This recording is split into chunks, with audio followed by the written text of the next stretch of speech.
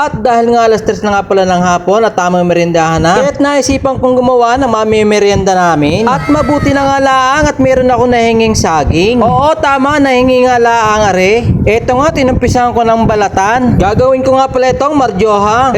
Marhuya pala. At nang mabalatan ko nga ito, tinati-hati ko na into cubes. Sus, may pa-English pa. Ginayat-gayat lang naman, maikli. Hindi na rin nga pala gumamit ng sangkalan at napakalambot na manghiwain ito. Isa pa ay malinis naman ang aking mga kamay. At kami din naman ang kakain. Wala naman ako ibang maisip kung anong luto dito kundi marjoha. Ang kulit mo talaga, sabi ng marhuya. Marhuya! Parang may problema ka. At nang matapos ko nga maiwaiwai, ginawa ko na rin nga yung natira kong harina dito sa rep. Ang problema nga lang pala ay kunti na lang pala yung asukal at mantika ko din eh. Kaya nga tinawag ko muna saglit ang pugi kong anak. Pugi daw eh. Bilisan mo. Bumili isang buting mantika at saka 1/4 na asukal.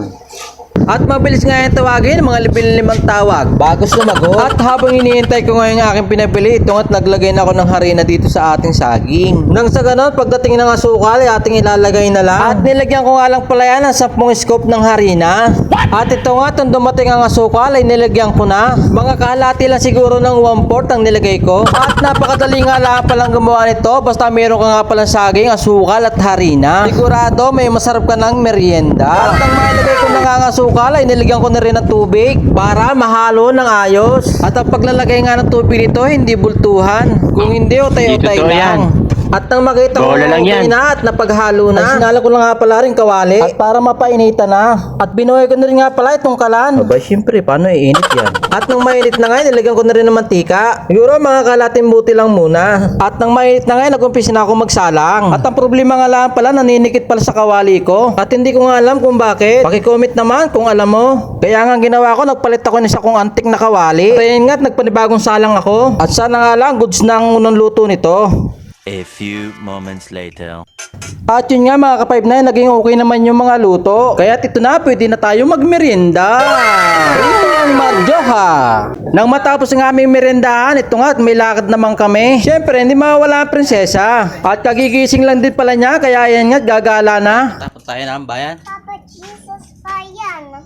Pupunta nga pala kami ng barbershop at pagugupitan ko nilit ang aking panganay. At malago na naman kasi ang kanyang buhok ay may pasok na ulit kinabukasan. Pagkalabas nga namin, kinuha ko na si Silver. At syempre, hawak ko pa rin ang aking prinsesa. Baka kasi makatakboy, tabing highway lang kami. At sobrang mabibilis ang mga sasakyan. Diyan ko muna pala pinapark si Silver pag panggabi pa ang duty ko. Safe naman kasi dyan kasi harap din ang bahay. Syempre, kahit paano, iniingatan ko din si Silver. Yan kasi ang isa sa investment ko sa trabaho. At syempre, hindi naman cash yan, hulugan pala. At yun nga, sa awa ni Papa God, malapit na siyang matapos, ilang buwan na lang. Tapos nga pala, pag-aasawain ko na rin. Lagyan ko na ng sidecar. At bago nga pala kami tumuli sa bayan ng Kalawan, dumaan muna kami dito sa gasolinahan. Buo kasi yung pera kong lilibuhin, kaya nga pinapalitan ko na sa aking anak. Sana all may lilibuhin sa 5-9. Joke lamang po yun, ako pong pinaka-4 sa lahat ng 4. Siguro mga 5.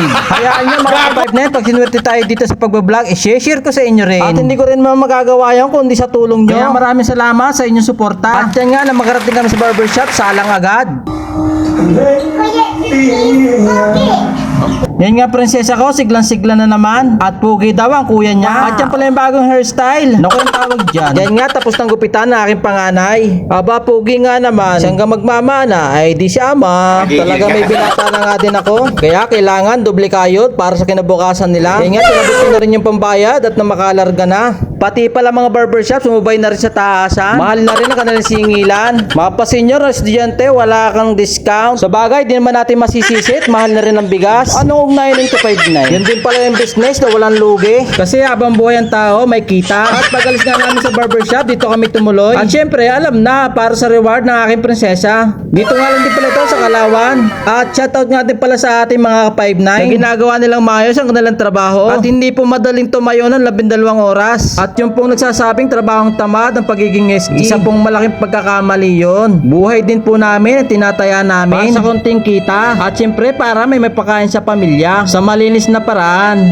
Kaya isang big salute sa lahat ng ating mga ka-5-9. At ingat po tayo lagi sa ating mga duty. Pagdating nga namin din sa taas, ayan nga yung dalawa kong anak at talagang namimili na. Sobrang ang dami dito mapapipilian, di alam kung nasaan na. Abat ito, nandito lang pala at namimili na. I want purple. At binilang ko na rin nga pala siya ng pampanya. Aba, syempre, hindi naman pwedeng pangkamayan. Gusto mo yan? Parang liit na. Gusto mo yan? Yan, this one, 38. Ayan, okay na. Let's go na.